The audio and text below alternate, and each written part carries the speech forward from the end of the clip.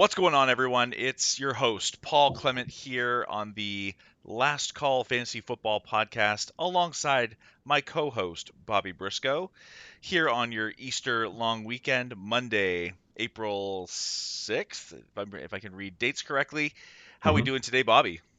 Doing good, doing good. It's been a good Easter long weekend, and can't believe that it's already over and have to head back to work tomorrow. But excited to at least get a chance to talk a little football here to scare off the Monday scaries, I guess, today, technically. Yeah, technically. Yeah. Yeah, great weekend to just spend with the fam and get some stuff done. And the weather's starting to turn here in Ontario for the better, slowly but surely. So, I mean, it sounds like we were both able to get outside and enjoy a little bit, which is nice. Mhm. And as Bobby alluded to, we have a great episode for everybody. We are going to be doing our AFC South breakdown as we continue our march through the divisions. And I think with the latest breaking news that we haven't had a chance to talk about yet, we're going to spend some time kind of breaking down this latest signing by the Raiders, going in depth with the Kirk Cousins signing. What does it mean for the franchise, for Fernando Mendoza, and all the kind of dominoes that are going to fall as a result of it? So, before we get going, I have to give everybody a cheers and say Happy Easter. Happy Easter. Boom.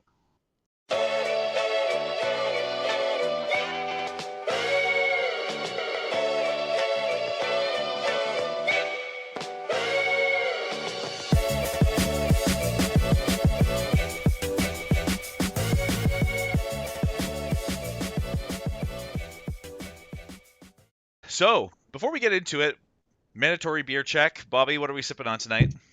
I have another beer from the brewery tour we've heard so much about. This one is from the St. John Brewing Company. It's in Quebec in a place called the Cache. It is a Kid Kenny Irish Red Ale. So Ooh. this is one that I'm actually really excited for because they didn't have this on tap at the brewery. So this is actually the first time trying it here. So live on the air reaction. Oh, that's good. It's very smooth, not too hoppy or anything, which I'm happy about. A lot of the beers that I had actually at the brewery, I found to be a little on the hoppier side for my liking. I don't dislike a hoppy beer on occasion, but this is very smooth. I like it. Okay, good. It would be a real shame if you had to say, "Oh, well, that's just no good at all," live on air. So That would be a real shame. You know what? I was expecting that this would be one that I would like, so that's good. why I was confident in the choice. Yeah, excellent. I'm going with kind of my third pitch in my bag, Bone Shaker IPA out of Amsterdam Brewery here in Toronto. Um, it is a good old IPA that'll get you from A to B, that's for sure. So I can have more than one or two of these before it's time for a nap, but I'm gonna have one now, and then I'll have a nap. No, So, there you go. yeah. Perfect. So as we alluded to, everybody, we are looking at the Las Vegas Raiders and this latest piece of news of Kirk Cousins signing a quote-unquote 5-year deal, which, when you actually look at it, it is more of a 1-year deal with a lot of back-end kind of incentives and fancy words that say, hey, we can potentially keep you for a couple extra years if we feel so inclined. But the moral of the story is we can let you go really cheaply after this 1 year. So Kirk Cousins does it again, as far as I'm concerned, for a player of his caliber to have made as much money as he has made in his NFL career. It is truly astounding. Check out this list. This is highest paid players in NFL history, via over the cap. So that little caveat here. Number one is Matthew Stafford at 408 in career earnings, And 408 million. and he was like Number two, he was like the second last first overall pick to get picked, where um like the before the CBA, where they could just sign these first overall players to way too much money as a signing whatever they bonus. wanted, right? Yeah, Yeah. Number two on this list, Aaron Rodgers with 395 and change, so not close bad, to not that bad. 400 million. And the number three, Kirk Cousins, 341 million in career earnings. Wow. Insane. Ahead of names like Tom Brady, Russell Wilson, Matt Ryan, Dak Prescott, Drew Brees, Ben Roethlisberger. It's pretty elite company that Kirk Cousins is making in the cha-ching range, at least For anyway. for a mid-round pick that was the second quarterback taken by the same team in that year's draft, with RG3 having been their second overall pick in the first round, for him to be doing this, like him and his agent, they've been cooking for well over a decade now. So, Hats off to uh, his agent. I yeah, think that's and something that needs to be said here. the memes that have come from it, it's just beautiful content. So, congratulations to Kirk Cousins on landing another gig. And I think what we want to do here, Bobby, is just kind of like let's ask some overarching questions, and we can dig into it however we want, just so we can eat some time up here. Like obviously the management, including Tom Brady, they had all said that they wanted to bring a veteran in to play ahead of Mendoza. They didn't want Mendoza to play right away, um, with the assumption being that they are taking Fernando Mendoza with that number one overall pick. So, like, where does your brain kind of lean with this actually done and on paper now? Like, where does your head go, and what's your initial reaction? Um, I think, well, yeah, so they're obviously taking Mendoza. And I made this analogy, I think, last week or the week before, comparing to hockey to the Edmonton Oilers, who drafted first overall however many times that they did in the early 2010s. And just were never able to put it together because they kept throwing these first overall picks to the Wolves, and they would, some of them would figure it out over the course of their careers, some of them never would figure it out. Nail Yakupov. um, but you're bringing in this asset in Mendoza. You want to protect him. You want to give him a chance to actually figure it out at the NFL level and not just chuck him to the Wolves. And I think this Kirk Cousins signing does this beautifully for them. Um, in a lot of ways. And we can kind of get into the different ways, but in terms of being a mentor, I think Kirk Cousins is kind of the ideal pick as a guy to bring in here. Personality wise, I think they have a lot in common. We've gotten to know Kirk Cousins a little bit over the last few years, and his appearances on quarterback. And I think, surface level, maybe it seems like him and Mendoza probably have some things in common. A lot of people are comping him to a Kirk Cousins, Matt Ryan kind of nerdy pocket passer type. Nerdy pocket passer, yep, that kind of oh gosh, gee willikers, oh shucks kind of personality as well, right? Yeah. So a lot of comparables there. Cousins has been someone who like has had to take a back seat in the last couple of years as well. At times, he's had times where he's lost that starting role and slid into kind of more of a backup situation as well. So he's not coming in high and mighty as I'm the guy. This is my team. Like I have to be the guy here either. I don't think, at least anyway. Well, I'm not sure how you feel about that, but so before I give my answer, like, do you think this is a good thing for the Raiders? A good thing for I think Mendoza? this I think this is a great thing for the Okay. Raiders. I think this is great for the Raiders. I think this is great for Mendoza. Financially, it's great for the Raiders too. Maybe not so good for the Falcons, but Well, the Falcons made that bet a long time ago, and yeah, to kind of answer your question, I think the Raiders at least have been honest with him, where the Falcons gave him starter contract, the promise of being a starter, and then went behind his back and drafted Michael Penix in the first round at 8 overall, or whatever yeah, it was, and like that, I think that poisoned the relationship, and obviously the coaching staff and general manager are done in Atlanta as a result of that. So on top of a number of other factors. I think he understands his role, and I think I mean, I think he's gonna be happy in this kind of situation where he won the last 5 games for Atlanta last season. Like he's on a yeah. hot streak as far as anyone's concerned. We can talk about situation when we get to it, but I think it's no better or worse than other situations he's been in the past. Uh, I think I it's there's so much to dig into here. I'm trying to figure out where I want to start. I think let's start with just like where everything starts. Ownership and management saying we want to bring a veteran in so that Fernando Mendoza doesn't have to play right away. Mhm. So it does sound like nothing's changed. They're going to take Fernando Mendoza first overall, and you and I can debate where his like ceiling outcome might be as a quarterback prospect. I think he's a really good one. Mhm. I think he's right up there in that tier of a Cam Ward, slightly below the Drake Mays, Jaden Daniels, and Caleb Williams. But like I think that's comparable. Like you have those three in the last 3 years that have done very well, and then below them Cam Ward thrust into a bad situation, and we saw what happened with the Titans last year with that bad situation. And I think the Raiders have done a really good job of kind of trying to create a good situation, or at Mhm. least a better situation in Las Vegas for Fernando Mendoza to step into when he's deemed ready. Yeah.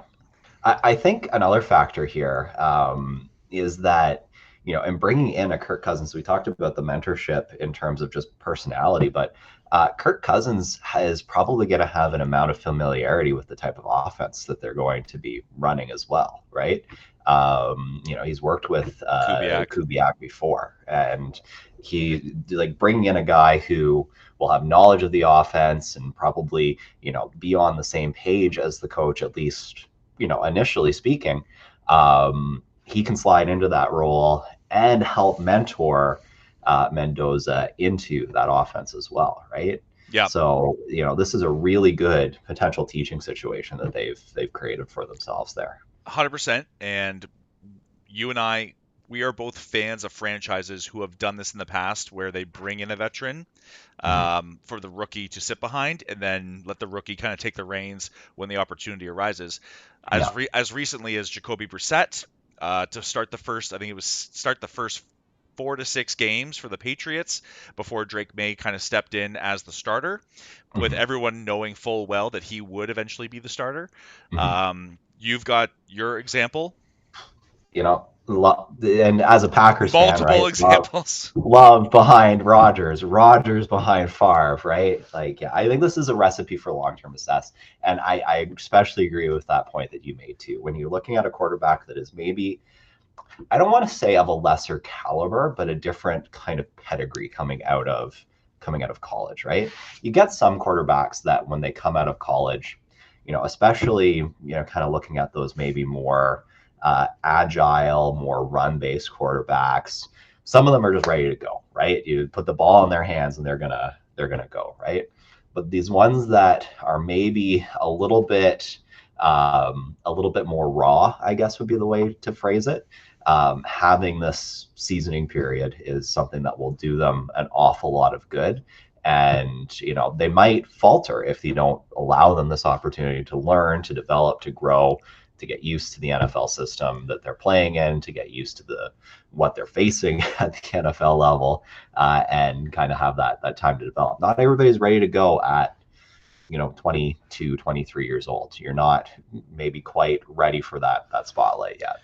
Well, I like that point you bring up about his pedigree, because he was a 0-star recruit out of high school, fought and clawed all the way up to a program that ended up winning the national championship on the biggest stage.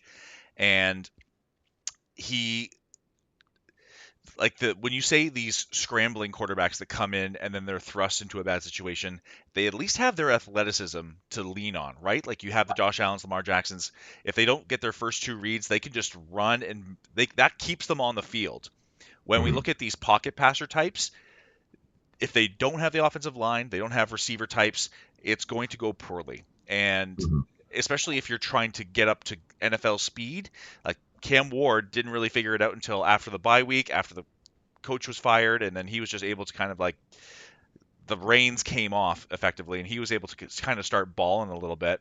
Um, Mendoza, from my understanding, he's coming from an offense where it's very RPO based, and even though he's making NFL level throws, he's not being asked to sit back and read out four reads before he decides to scramble or otherwise. So Hmm. it does make sense to give him. I mean, it sounds like they already gave him the playbook. He's already working through it with the coaching Yeah. staff. Like he's on the fast track, which is At good. what point does tampering become a become a thing here, right? Is this I a don't know laugh? the rules. I do not know the rules, but Yeah. it seems like they're bending them somewhat. It so I think it does make sense. Let him practice, have preseason, let him have training camp, let him like watch Kirk Cousins operate in a game situation for half the season, the entire Yeah. season, whatever it has to be until you feel comfortable putting him in there because Yeah. he's physically capable. Like he's 6'4", 230 or around Mhm. there. He's done nothing but exercise since the end of the championship game. He is a physical specimen from the quarterback position, but he's not that scrambling type. He can, Yeah. but he's it's not his first inclination.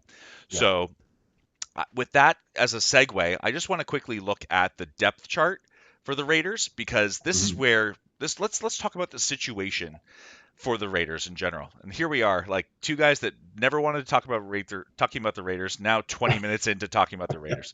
So Hey, listen, you got to talk about what you got to talk about. This is yeah, the subject today. yeah. This is what's interesting right now. And I'm happy we have this chance to do this because like with the lull in the news, this is kind of worth digging into and like team building and where we want to take this channel once the NFL actually kicks off. So you look at the wide receiver group. We're looking at Trey Tucker. They brought in Jalen Naylor. Dante Thornton, I think, had 10 receptions last season. Um, Jack Besh will probably be thrust into that slot role now. And then Mhm. we're looking at like a good tight end group with Brock Bowers and Michael Mayer. But how do you feel about this receiving core? I'm not the biggest fan of it. I think that there is some work that they'll need to do in this receiving core. I love those tight ends. That's great. That's a really huge strength. Ashton Gente is obviously, we're talking about wide receivers, but having that at the running back position helps an awful lot too to take the pressure off of the wide receiver room a little bit. Yep. But yeah, I think they have some work to do here, and whether that's something that happens this year through the remainder of free agency, the draft, or whether that's something that you look at with a little bit of patience as well, right? Um, the other thing with this move and making a move like bringing Kirk Cousins here for pretty much a year tells me that they are willing to be a little bit patient here. They're not trying to just madly push all the chips into the middle and try to make a go for a move here.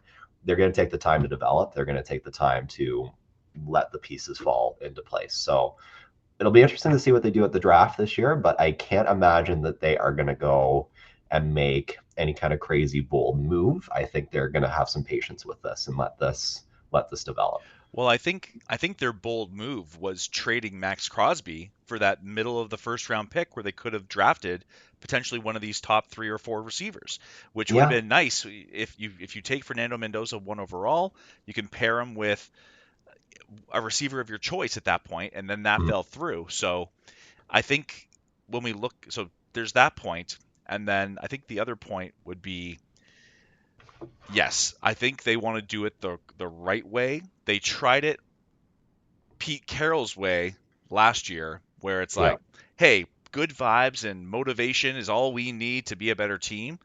And I think they looked at that and they thought, hey, that's exactly what the Raiders need right now. We need some good vibes in the building. And then it just turned out to be a catastrophe. I think when you bring in Kubiak, who like we've seen this where he's more methodical with his personnel, much to Kenneth Walker's chagrin, right? Like Mhm. he is happy to run his system, share the load, and make sure that everybody's moving together is kind of the vibe I get. So I imagine Ashton Genty being the 1A, but does a second running back start to eat in a little bit on that? Same thing with the receiver group. Like I don't think well, I mean, we just saw him lean specifically on JSN, but yeah, it's gonna be different than what we saw in Seattle. I have a feeling, Yeah, and to your point, I do like the patience idea. Like, let's do yeah, this right. They're number one spending in free agency. Now let's keep building on yeah, that. yeah. I think they have a lot of work to do with their line as well. That's the other aspect I'm of happy this. you Is brought like that up. the wide receiver group is one thing, but they also need to address that line, and that's something that's going to require some patience for them to do as well. So I'm happy you brought that up because I have PFF's ratings for each of the offensive linemen, and Colton Miller, you know, starting left tackle, very good player. Yeah, He's grading out at an 87 as a left tackle offensive lineman. Their right tackle, however, down just around 60 out of 100. yeah, And then we're looking at Jackson Powers Johnson. He was their second round pick, I believe, a year or two ago. He's only hovering around a 64. And then we're talking about they brought in Tyler Lindebaum, I should say, yeah. That's good for them. That's helpful. above 80 on the PFF Yeah, scale.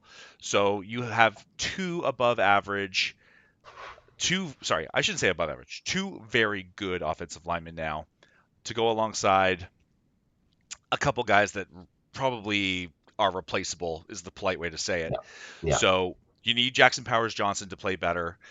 You need DJ Glaze. What year was he drafted? Let me just quickly check. He was a third round selection last year. So you're to your point, this has to be addressed either in the draft or through a trade of some kind because yeah, like you and I have discussed how frustrating it must have been to have an Ashton Genty who clearly has the talent to be a star running back, but never got the opportunity to do so because he's being tackled a yard behind the line of scrimmage. yeah. Exactly. Yeah. So there's a lot of work to do here, and that's just looking at this side of the ball as well. Still having Max Crosby is nice on the defensive side of things, Yep. but we don't know what he's going to be coming off of this injury. Certainly, the Ravens didn't think that he was worth taking that risk on. Yeah, there's a whole other side of the football to think about as well. They brought in Nakobe Dean from the Jaguars, who was a playmaking linebacker for him, Mhm. and also brought in Quay Walker from your Green Bay Packers. Yep, So yep, which is a good move. so brand new linebacker room to go alongside the defensive line that has potential, I believe, especially if Max Crosby's still there. But you're probably going to want to add to that defensive line at some point during the draft, which is a good problem to have in a Yep. pretty good edge and defensive line draft, at least when it comes to depth. Yeah, it's a good draft to be adding at that position, right? So Absolutely. yeah, we'll see if they can remain patient. That's the other thing with teams do these kinds of things because there's always this pressure to win and win right now, right? So will they be patient with this? If we get to week 7, 8, maybe they've lost a few games. How much pressure is there going to be for them to chuck Mendoza in there, right? And will he be ready at that point to be chucked in there, right? Yeah. And if he's not ready, do you have the patience to say, no, it's not time yet and keep rolling out Kirk Cousins? Hopefully, for them, that's not the case, right? But, these are the kinds of things that can happen, right? Yeah. So the final thing that we'll end on here is Kevin O'Connell, coach for the Minnesota Vikings, famously said that organizations fail quarterbacks more often than quarterbacks fail organizations. And you can't disagree that the Las Vegas Raiders have done a lot this offseason already to improve the situation for their quarterback. What else do you think they need to do in order for this to be a competitive situation year one for Fernando Mendoza? If Fernando Mendoza goes in and plays the final 8 to 6 games and gets to win, like what what does success look like for a Fernando Mendoza led Las Vegas Raiders team year one? Um, that's a great question. I like that you asked it. Um, this is a weird word to use and kind of a nebulous word, but competent football is I think what success is, right? I don't think we need to necessarily measure this in a wins and loss situation. But if I am a fan of the Raiders, what I'm hoping for is by the end of the season that would be nice if Mendoza stepped in there and he's playing and that he looks like an NFL quarterback. He's making NFL plays, he's making NFL reads. They're moving the ball on a regular basis. That includes, maybe this line has stepped up and improved, and the run game is a thing where they're able to run the ball as well. And I kind of would like to be leaving the year in a situation where it's not a bunch of question marks. It's one or two things. We have a checklist of things we need to do in the off season, and we know if we do those things, then next year we do have a competitive team. Yeah, Does that make sense? it does. It does. Um, I think what I'll try to do is just try to add some qualifications to it. So I would say, to your point, like what does competent football look like? I want to see sustained drives where we're not going three and out and then the defense has to struggle the entire game. I think there was a game the Raiders played this past year where the Chiefs had more first downs than the Raiders had actual plays. So you want to get away from that.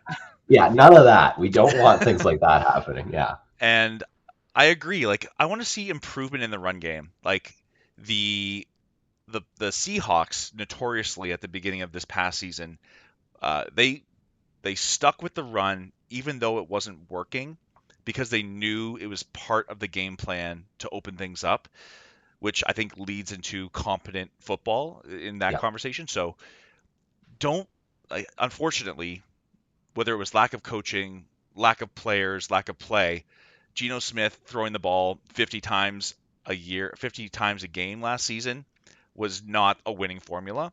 No. I do believe in Kubiak to set the tone and set things right when it comes to that. So I mean, you and we've talked about the potential of these fantasy players on the Raiders, whether it's Genty having a potential breakout, Brock Bowers coming back from injury riddled season. You and we've unfortunately, to our detriment, I feel, have shared how much we really think that Brock Bowers will be a game breaker in fantasy this year. Mm-hmm. So to your point, like stay healthy, stay on task, and let's get to 4 or 5 wins. Like they won 3 this past season. Yeah. I think with a Kirk Cousins and a Mendoza and the situation much improved, we can get there where they're still drafting in the top 10, where you can continue to build going into next Mm-hmm. season. Yeah, exactly. And it would be really nice for them too, if a couple of those wins, let's say, for instance, Mendoza's in there by week 10, and then down the stretch they go, 3-4 or 4-3 or something Yeah, like that. yeah, So some good wins down the stretch. At that point in the year, you're probably running up against some teams that are fighting for playoff spots, and maybe you take a game or two and you play spoiler, that kind of thing, right? yeah. That would be something that would be an indication that things are headed in the right direction for them. And I think if we're being honest, they are the fourth best team in this division still with everything they've done Mm-hmm. until we see otherwise. You still got the Chiefs to deal with, you still have the Chargers to deal with, the Broncos. Those 3 teams were in the playoffs last year, and Yeah, they all are very good defenses. They all have a quarterback and a coach that knows how to win football. So yeah, just yeah. keep You're building. Hey, taking just keep building. you're taking a beating just from being in that division. Like if they can beat an opponent in their division this year, Yeah, that's a good sign too, right? Maybe taking a game off of the Chiefs would probably be the team I would be looking to maybe try and take a game or two off of. But 100%. If they get a early season matchup with the Chiefs, look for the Raiders to try and take one from them. No yeah, doubt. yeah, Awesome, man. Well, we just spent longer than I ever thought we'd be spending on the Raiders, but that means we don't have to focus on them too much when we get to the AFC West. Let's get into our AFC South matchup after a quick break right here. All right, everybody, we are back and we are going to get into our AFC South breakdown.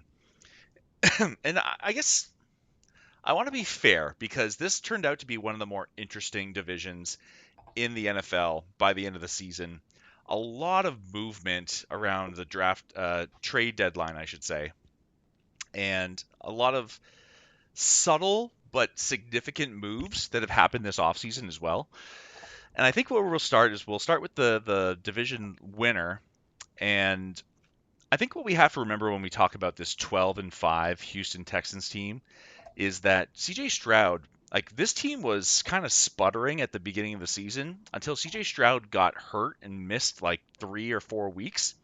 And Davis Mills stepped in and went on like a 3 game winning streak to right the ship. And then CJ Stroud came back, and the defense was effectively unbeatable at that Yeah, point. So, in terms of significant moves, they've traded for David Montgomery. So it sounds like David Montgomery was a sought after running back asset this offseason. They had to sweeten the pot in order to get him rather than him going to the Broncos, allegedly. And they are still pending on this Will Anderson extension, and it would be in their best interest to sign a potential Defensive Player of the Year candidate now rather than wait till the end of his first round contract where things could start getting astronomical. And he's only getting better as far as I'm concerned. Will Anderson is. yeah. I have them picked to win this division again, and it is off of the strength of that defense. I think that this defense will once again be nigh unbeatable. An X factor here is Daniel Hunter and him returning as well. He missed an amount of time down the stretch with that injury, so having him come back is going to be an interesting thing to see how he slots in and how much of his time is spent on the defensive side of things too. So Well, um, him and Will Anderson were a force of nature. Like ask Drake May in that playoff game where Will Anderson and Daniil Hunter were just living in the backfield, making life miserable. They are the face of this defense. yeah, But to your point, not a lot of change on that side of the ball. They brought yeah, everybody back. They want their linebackers. They brought yeah, Peter, the safety. They brought him back.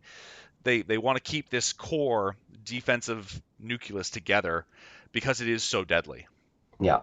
So it's good that they've done that, and I think that will carry them.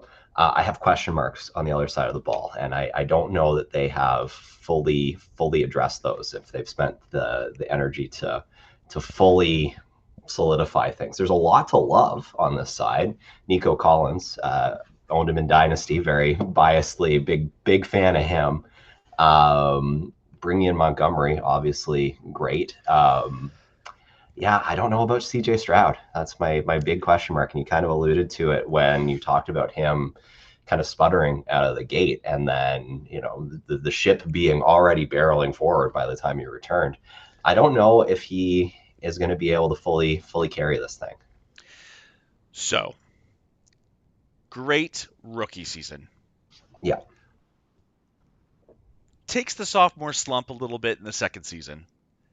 And then by the end of this season, I mean, they should have lost to the Pittsburgh Steelers if not for their defense, mm-hmm. because I think their defense scored 2 defensive touchdowns in the final quarter. Like that game was something like 10-0, 7-0 going into the fourth quarter, and then the defense just turned it on, and then they put the offense in great situations kind of in that fourth quarter where it turned out to be a blowout. But my God, like CJ Stroud turned the ball over 5 times in that game Yeah, and then went around and did it again against the Patriots. Like yeah, it's and these were inexcusable throws. Like I don't care what the Patriots are doing. Like the Patriots aren't a game wrecking defense just yet. As a Patriots fan, I can say that they're very good, but it was getting blocked up, and all mm-hmm. CJ Stroud had to do was deliver the ball, and he was Yeah, sailing it. He was throwing it short. He was unable to complete a pass in that first half against the Patriots, and then it turned into a weather game in the second half. So yeah. I, man, what do you And do with so that? I've watched an amount of their football, having Nico Collins be a guy who was on my dynasty team. If I was looking for which game am I going to toss on, I'd often toss on the Texans game because I want to see my guy getting points, right? Um, And yeah, for the last number of years, ever since that rookie season, the big thing that stood out to me with CJ Stroud is up here, right? It's between the ears. It's the mental fortitude because to your point, it seems like he gets rattled, I guess is the way to put it, right? And then when things aren't going well for him, they don't go well for him. So I'm Especially, not sure. I don't trust him, and that's kind of the long and the short of it. I don't trust his ability to carry a team. and then I guess you could say the flip side is okay. Well, they haven't put an offensive line in front of him. They keep shuffling it, never really adding to it. They traded away Titus Howard, their guard slash apparently going to play right tackle for the Cleveland Browns now, and they've made a move to bring in another guy. And it's not.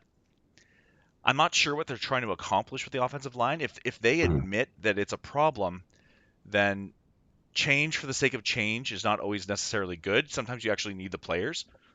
Do you have So, your ranking still of their offensive line? I'm curious about this. oh Let's dive into this for a second if we yeah, can. give me a moment while I pull that up, and then we can dive into that. But why don't you like what about their receivers? Like you and I were both high on outside of Nico Collins, the rookies they brought in.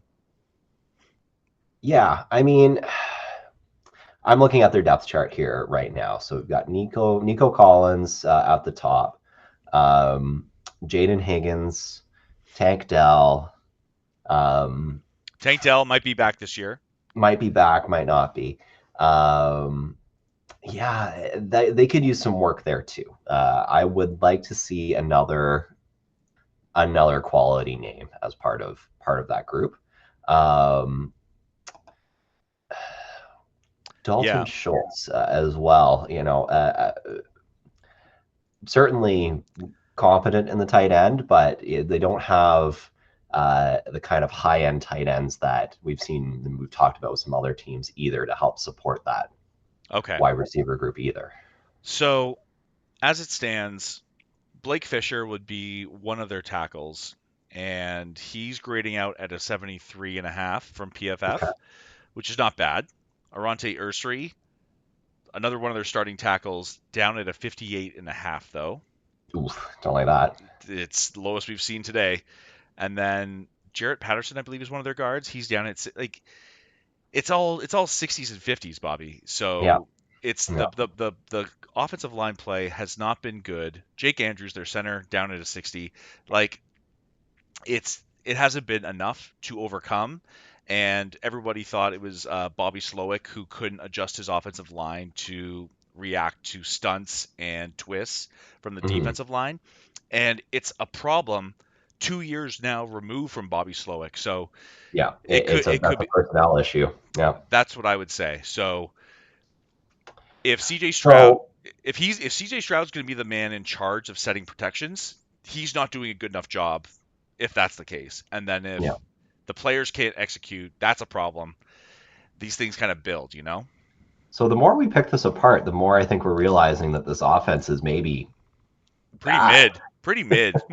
mid to bad. Yeah. Yeah. And yeah, depending on whether the top end talent, which they do have top end talent, can the top end talent, float the boat or not, right? Yeah, before we get into who we think they should pick at 28, how do you feel about this Montgomery addition? Like he's going to be the 1A, we assume, over Mm, the Woody Marks of the Houston Texans, who was at like performed admirably in his time, but really was never supposed to be that bell cow for the Texans. With what we just talked about with the offensive line, do we feel good about David Montgomery as a starting running back, or is he really kind of like our like running back dead zone? in terms of fantasy perspective, yeah, I think he's starting to be more of a dead zone candidate. Um, yeah, I mean, we talk about this a lot, but give me a running back that's running behind a really good offensive line, and I don't know that he's going to have the privilege to be able to do so, right? Yeah, Having said that, I mean, they are a team that is going to be able to, again, hopefully CJ Stroud is able to perform. but able to stretch the field, move the ball through the wide receivers, and that will create opportunities for the running back as well. So I'm definitely not, fading him completely out of my draft consideration, but I would say more in the dead zone category. Uh, Was Catherine providing her analysis of David Montgomery as well? uh no. So I agree. I don't think David Montgomery is going to be a league winner by any means. Maybe as your RB2, which means you're drafting him in the 5th to 7th rounds. I don't know. It's he doesn't stir the drink like he used to. Mhm. Um, at 28, I would love to see them take. I just had the name. I would love to see them take Blake Miller, offensive tackle, as a plug and play right tackle to go along with Arante Ursary. So at least they're getting some new blood into that offensive line that's not stale or thrown away. So that's where I would like to see them go. Yeah, I'm gonna agree with that. I think something along the line is what we've discovered they need to have. Yeah, the Tankathon has them taking a linebacker, C.J. Allen from Georgia, and I think the defense doesn't need to be backstopped right now. Yeah, I don't agree with that either. Maybe a corner if they wanted to take somebody on the defensive side of things, but Sure. yeah, yeah, I would be leaning towards the offensive line or something if you can Yeah. grab a wide receiver or something else to add offensively. But Maybe they're a good candidate for Kenyon Sadiq, like mhm, replace Dalton Schultz with like a legitimate weapon out of that inside backfield tight end spot. mhm. That'd be something I'd be interested in. Yeah, that would be. I wouldn't mind that at all either. Yeah. All right. Next up, we have the Indianapolis Colts, who have had a busy offseason. Okay, what did you make, baby? It's a kitty. All right, thank you.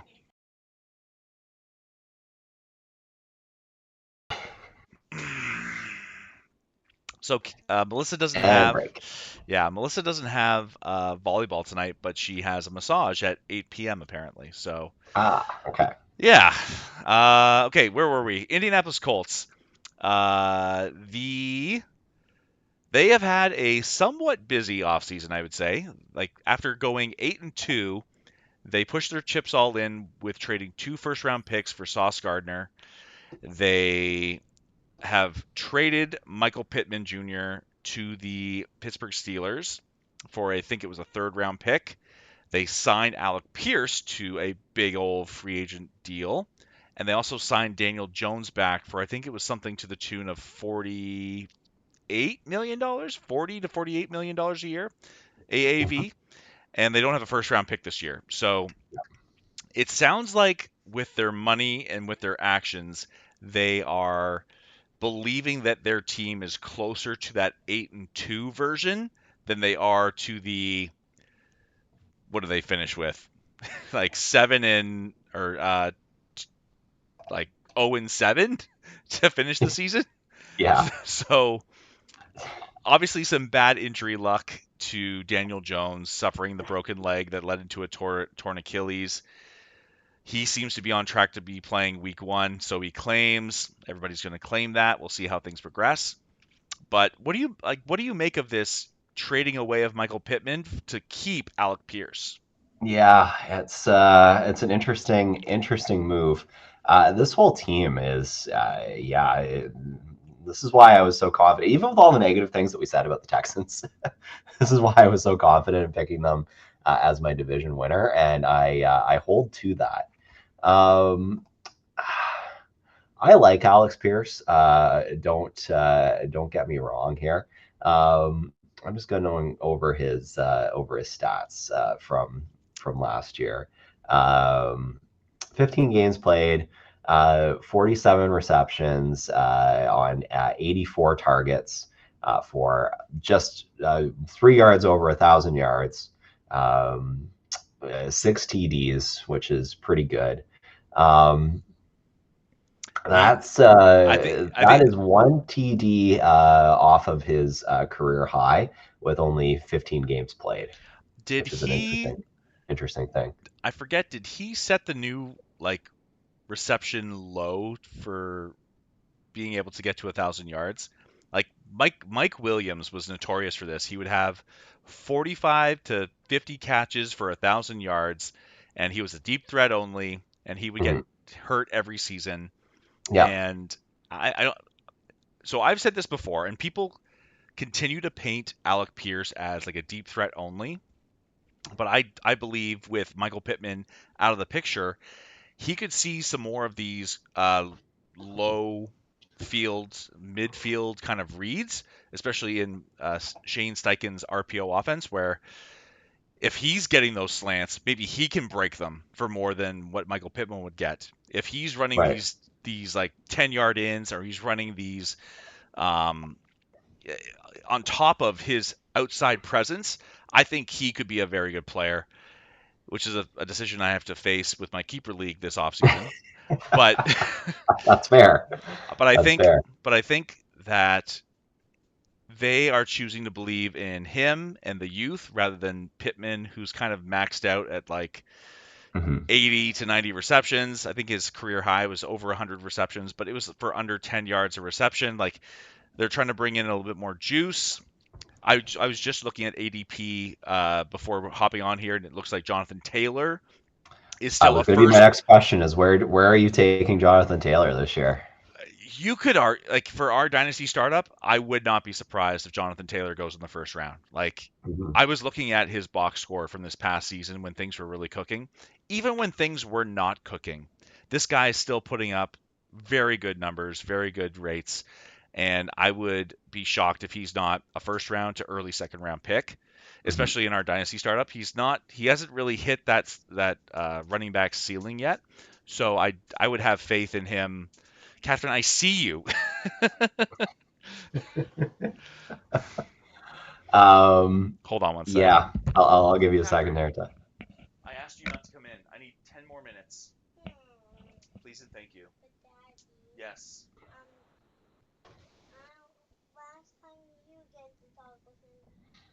This is Daddy's friend. I know. I'm not doing that tonight. I'm trying to get through this so I can get you to bed. Please. Thank you.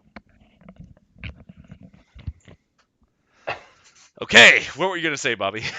I think to continue on Jonathan Taylor here, I think Jonathan Taylor in a redraft league, especially, all day, every day, I am pulling the trigger on him. Um, Definitely a top five running back in a redraft format, and I think he's going to see a lot of volume again this year. If Daniel Jones is 99% and Mhm. he gets behind center of this offense, and we don't know what they're going to do in the draft. They don't have a first round pick though. So this team shows up day like week 1 as is. How are we feeling? I'm feeling. Oof, how am I feeling? They ended up with Can an 8-9 Yeah. record last year. Can they compete with the Texans? I think that they are in the conversation with the Texans. I Okay. think it is. I don't think they beat them, but I'm feeling somewhere in the 10-7 range. Like one score game against the Houston Texans? Yeah, it's a close one. It's a good one to be watching, kind Yeah, of okay. kind of Okay. situation. All right. Let's get to the Tennessee Titans, who started to play a lot better towards the back end of the season. They've made a lot of moves on the defensive side of the ball, including a Mhm. trade of, is it Devondre Sweat to the New York Jets to get Jermaine Johnson as their one of their starting ends. So Sala trying to remake the magic of his defense in Tennessee, it seems. And that's something that we should talk about as well, like Robert Sala coming in as the head coach for the Mhm. Titans.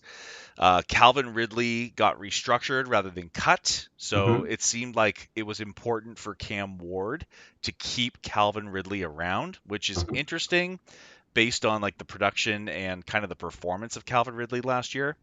And one of their big signings on offense is, of course, signing Wan'Dale Robinson because Mhm. how like Brian Daboll just cannot do without Wan'Dale Robinson. For God's sake, give me the 5'9", 200-pound slot guy. Hey, I'm a big Wan'Dale Robinson believer. I Well, stand for him. that makes one of us then. That's They only because I had him in Dynasty and he won me yeah some weeks. they finished 3-14 last season, and a lot of work still to do. But when you look at it and where they could go at that fourth overall pick, a lot of people have them kind of penciling in Jeremiah Love, and so I am definitely an advocate of Sam Monson from the 33rd team's flow chart of like, is your offensive line or running game situation good enough to make use of a running back like this? So you look at it and you say they have a first round pick at left guard, they have a first round pick at left tackle or right tackle. Um, they invested in Dan Moore at left tackle, and the center I think they spent big money on as well. So two, like it's a similar situation to the Raiders, like two very good offensive players on the line, but a lot of holes in those other three Mhm. spots. Can you make use of a Jeremiah Love at that point? And a lot of people seem to, if we're looking at it from that standpoint, probably not. So I don't, I, it'll, I think if Robert Saleh has his way, it'll be a defensive player at 4 overall Yeah, versus the Jeremiah Love, where he's going to be automatically one of the highest paid running backs if you take him that high. yeah, oh, absolutely. Um, yeah, I think they're going defensive side of the ball for sure with this. Now, who's there for them at 4? You're going to get one of those top names. I'm just pulling up my draft rankings Yeah. here, but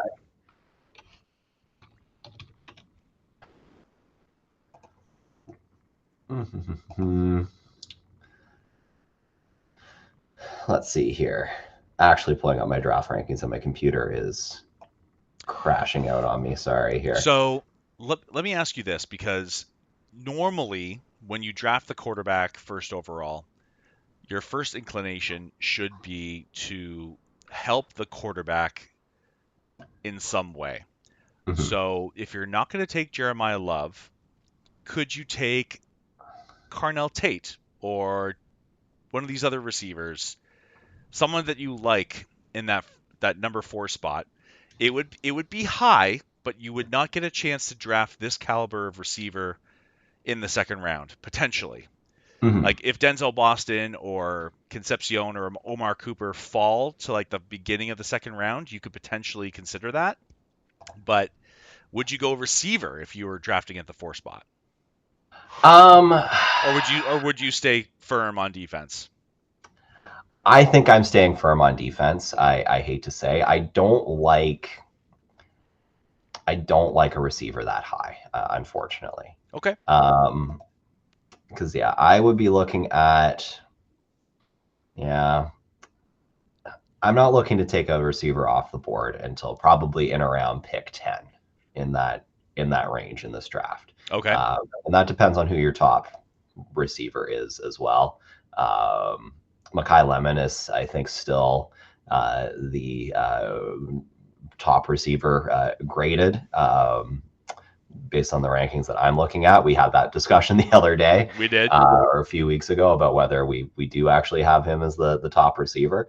But I think that given the question marks and given the uncertainty there, I'm looking for a surefire thing with this pick. And I think you're getting surefire a little bit easier if you're going on the defensive side of the ball. Okay. That's fair. So I guess you have to hope that later in the draft they're going to help the quarterback if they go defense. Defensive coach wants to remake his defense in his own image. I get Yeah. that. And defense can help a quarterback. Don't get me wrong. Like, Well, yeah, and I was just if I can speak to that point, right? If the defense can get the ball back for you, can be effective while they're on the field. That is just opening up so much more leeway for the quarterback. When you know that you have that cushion slash on the reverse, when you can get the ball back in your hands much more easily, it does make things a lot easier. 100%. Keep points off the board, doesn't put pressure on the quarterback or offense to have to perform every single drive. Exactly. I get that. And I just hope they find some gem in the second round or third round to really help them out because, I mean, Cam Ward's out there looking for an open receiver and nobody's getting open. Other than Yeah. like Kimmer DK, like DK who started to emerge towards the back end of the season Yep. as a weapon. So maybe there's something there, but you need consistency. Yeah, you do. I don't think that. Again, this is looking at where this team is at too.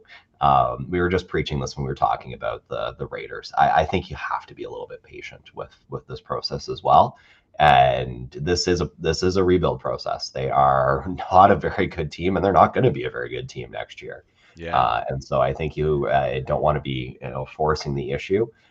Take the best player available and build the core of talent that you have.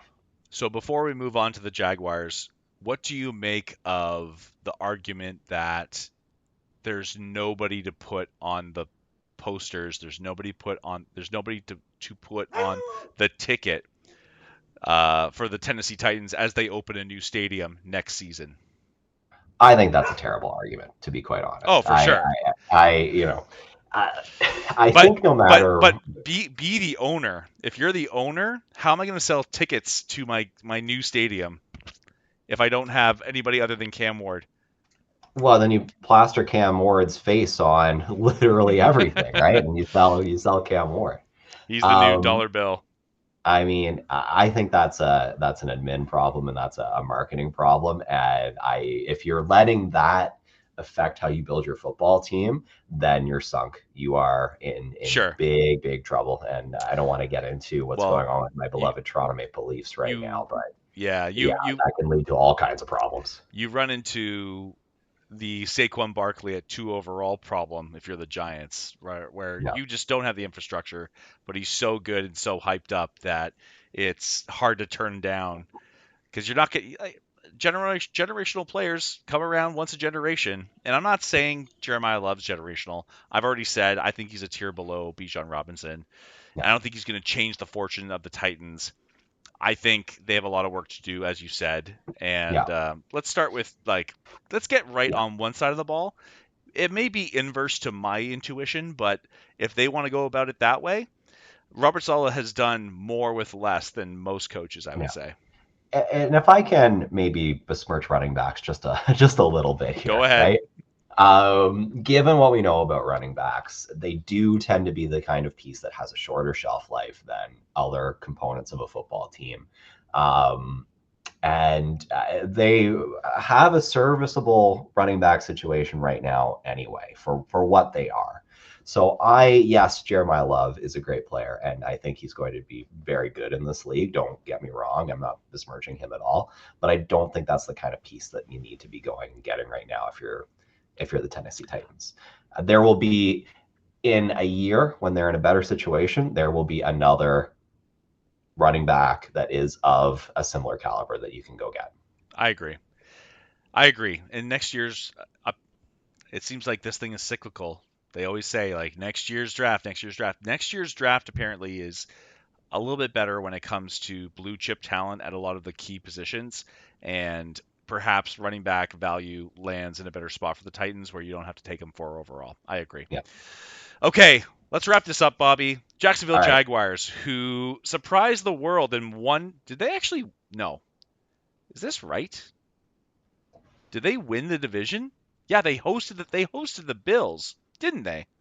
They won Yep. the division. Houston, They won the Texas. division. Yeah, Houston, Texas were a wild card team. Okay, Jacksonville wins the division at 13-4. Well, Although, the comments, we got it. We fixed our mistake. Jeez. yep, sorry, ghosts. We got it right at the end. They did do a lot in this offseason because you can't really do a lot when you don't have a lot of picks and you don't have a lot of money to spend. So they lose Travis Etienne to the New Orleans Saints. but they bring in Chris Rodriguez from the Washington Commanders. They extend Jacoby Myers as they traded for him during this past season, which is kind of a signal of like where they feel comfortable putting their money and where they want their offense to really kind of be centered around. Don't have a first round pick in this draft. So are they still on the rise, Bobby? Or was last year a flash in the pan or what? I wouldn't regard it as a flash in the pan. I would say that's kind of maybe around what they are, and I would expect them to probably finish maybe a little bit less than what they were. So if I'm ranking these teams, well, I guess I'll go right into my rankings here Sure. because it's relevant. I would probably put the Texans at top as like a 12, 13 win team. I'd probably put the Jaguars in the middle as around a 11-ish win team. And I Okay. probably have the Colts as about a 10-ish win team. So Okay. all kind of solidly middle of the pack, Yeah. deeply medium is what I'm seeing in this division here. But Okay. um, yeah, I think the losses are huge, and Travis Etienne is one that will certainly hurt them for sure. So, last year, I thought I was sitting pretty fucking pretty, having Brian Thomas Jr. off of his rookie season, and he turned out to be a second a second to last afterthought in this Liam Cohen offense last year. He had a flash here or there, but the offense really was Parker Washington on deep crossers, Jacoby Myers being where he needed to be on time, and just reading those two players and their consistency to go along with your Brian Thomas Jr. as a field extender and Travis Hunter, who we assume will mix in at some point, but it does Hmm. sound like Travis Hunter will be more of a cornerback first Hmm. than receiver, especially with the addition of Jacoby Myers. Yeah, So, he plays defense, and that's where I have kind of mentally put him. yeah, so Brian Thomas Jr. was apparently not going to be traded. You couldn't touch this guy. And then free agency kicked off, and the news shifted to Brian Thomas Jr. is on the market, and then nothing happened. So I don't know, like what you have owned, and I assume watched some Trevor Lawrence. Yeah. Based on his game, do you think Trevor Lawrence is a good fit with Brian Thomas Jr., or would you think that they are better served trading him maybe on draft day as a tradable piece for them to get some capital back after they traded away all they did to get Travis Hunter? Yeah. Um, I would be looking at him as a tradable piece, and I haven't Wow. necessarily seen that it's working for them there. And as you said, the offense seemed to work differently last year too, right? Um, or you try to make it work, right? And you look at, okay, he's here, and let's scheme this thing differently and get the ball in his hands, right? I think of either way, at the end of the day, it's going to depend, and the team's success is going to be through Trevor Lawrence and whether Trevor Lawrence is he him, and that's the kind of the big question. And this team will go as far as Trevor Lawrence is able to carry them. And he Um, he certainly was him after their bye week. Let me put it yeah, that way. the last half of the season, or last section of the season, he was him, and he carried this team, and he looked phenomenal. And if they can carry that forward, then I think that they will be. I don't want to say they'll be in a good spot no matter who he's throwing the ball to, but I think they'll be in a good spot um, based on his play. I don't know. That's my reading of it. He finished as the quarterback 4 in our Mhm. league. Just standard one quarterback league, all the usual stuffs for the most part. He finished as quarterback 4. I'm pretty sure he was quarterback 2 after the bye week over that Yeah, span from week 9 to week 17. And some game like week winning performances yeah. by for sure. And someone who didn't trust him because he had been burned by this guy for years just pigheadedly did not put him in the lineup. So maybe that's affecting my opinion of all of this as well. But It's but for years, he was this guy who had the capital of his draft pedigree, who had the expectations. He was supposed to step up to the plate, right? And it didn't happen. It didn't happen. It didn't happen. Whether that's be coaching, whether that be the surrounding talent, all of these things that kind of went against him perhaps, but it just wasn't there, and then suddenly it was, right? well, a big part of it was the unlocking of his legs. I think Liam Cohen tried to make the pocket passing work the first half of the season, and then like you could look back to maybe 2 years ago when he was with Baker Mayfield, and he basically told Baker that Baker Mayfield was a top five quarterback in fantasy when he told him, "Hey, go 1, 2, 3. If the ball's not out after 3 seconds, just go." Like Baker Mayfield had wheels. Trevor Lawrence is an incredible athlete. Mhm. A lot of his fantasy production came from rushing touchdowns and rushing production. I don't know if that continues. It's going to be hard to predict because it's a small sample that we have to work with Liam Cohen working with Trevor after the bye, because before that he was not really anything to shake a stick at. But afterwards, like he almost put up 50 points in a fantasy week. A lot of Mhm. that was based on rushing. So is he going to lean more into that as the freak athlete that he is, or is he going to can he find the balance? Can he develop as a on-time passer? Because sometimes Trevor Lawrence is a little bit late on his passes, and that's been to his detriment. Let's see what another year of development goes with Liam Cohen.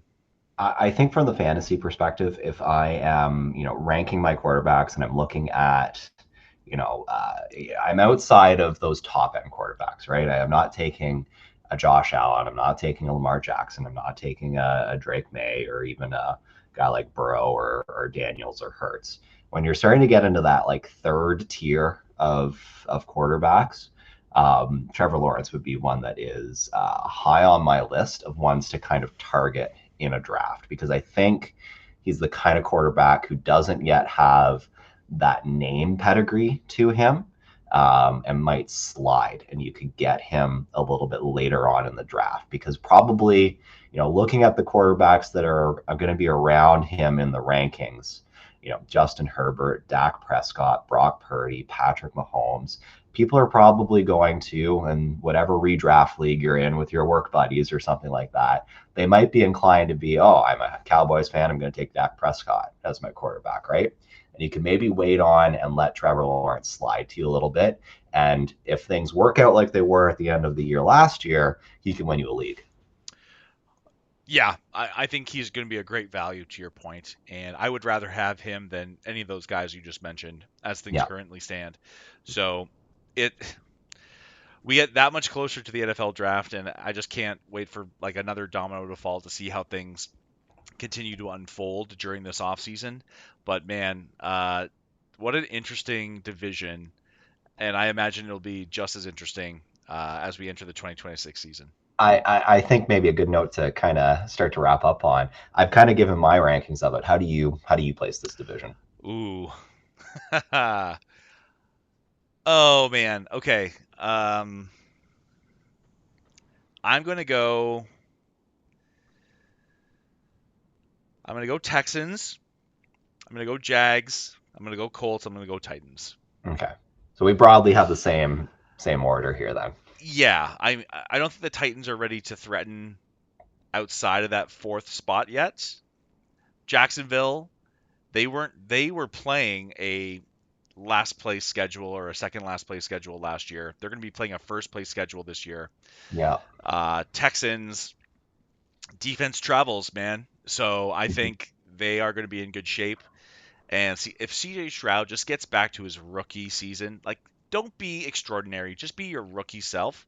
Stay off the podcasts and just be a quarterback. Rich for us to say that, but Well, okay, I'm not an NFL quarterback spending an hour and a half of my time talking about it, but true. he I'm not giving up on him, but I don't blame the Texans for having not given him his 5th year option or extending him at this point. Mhm. So yeah, man, it's going to be an interesting division to keep an eye on, and so many fantasy assets that Mhm. are going to be in the balance of like what people.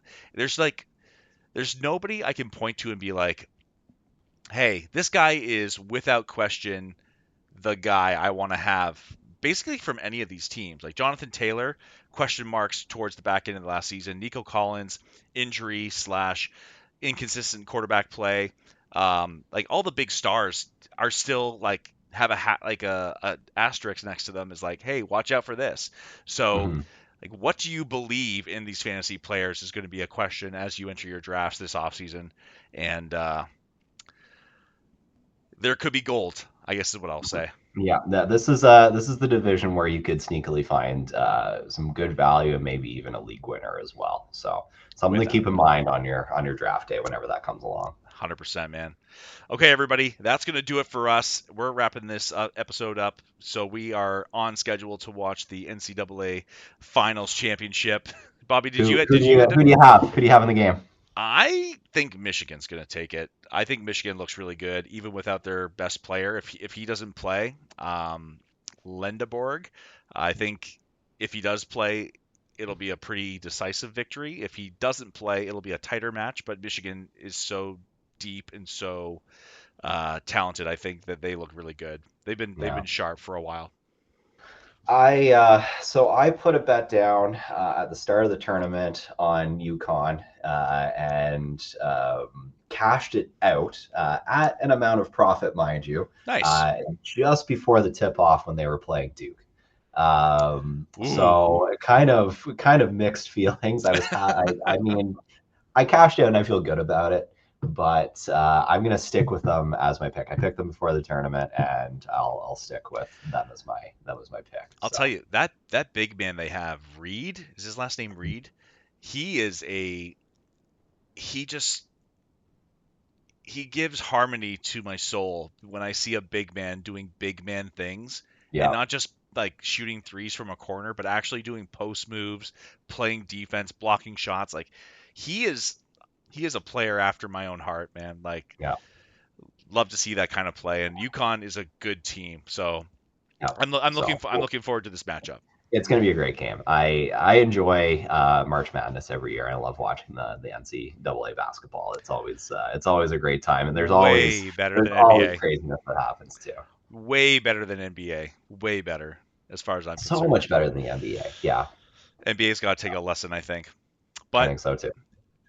thank you, Bobby, for hopping on. I appreciate your insight in your conversation. I really like this episode.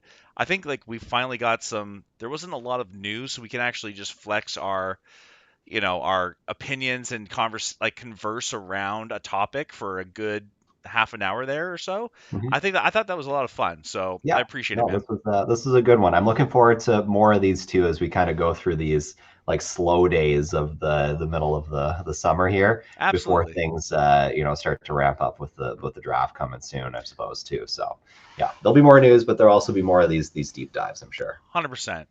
So, once again, everybody, thank you for hopping on. If you haven't done so, I keep forgetting to mention this at the beginning, but like and subscribe.